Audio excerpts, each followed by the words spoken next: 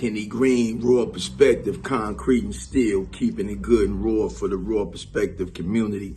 Hey, look, man, breaking news. Diddy has been taken into custody. Morning, everyone. My name is Damian Williams, and I'm the U.S. Attorney here in the Southern District of New York. Today I'm announcing the unsealing of a 3-count indictment, charging Sean Combs with racketeering conspiracy, sex trafficking, interstate transportation for prostitution. The indictment alleges that between at least 2008 and the present, Combs abused, threatened, and coerced victims to fulfill his sexual desires, protect his reputation, and conceal his conduct.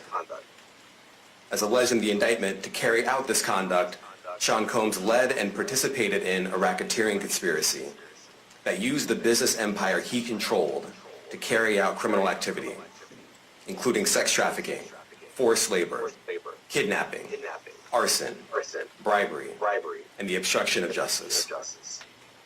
Let me say a little bit more about the charges. The indictment alleges that Combs abused and exploited women and other people for years, and in a variety of ways. As alleged, Combs used force, threats of force, and coercion to cause victims to engage in extended sexual performances with male commercial sex workers, some of whom he transported or caused to be transported over state lines. Combs allegedly planned and controlled the sex performances, which he called freak-offs, and he often electronically recorded them. The freak-offs sometimes lasted days at a time, involved multiple commercial sex workers, and often involved a variety of narcotics, such as ketamine, ecstasy, and GHB, which Combs distributed to the victims to keep them obedient and compliant.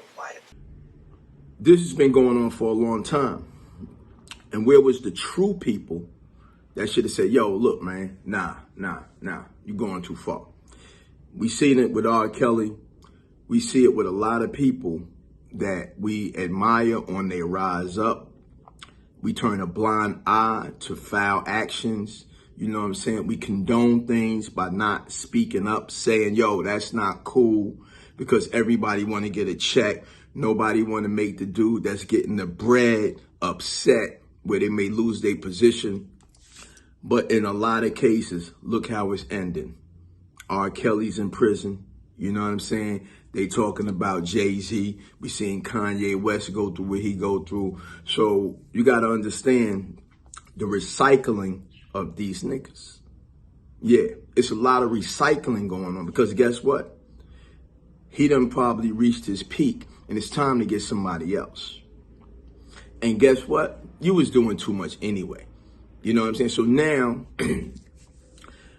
never saying these actions was right from R. Kelly to a lot of these people, even with Puffy. We saw it on the video, man. He kind of like just Johnny stomping the chick Cassidy.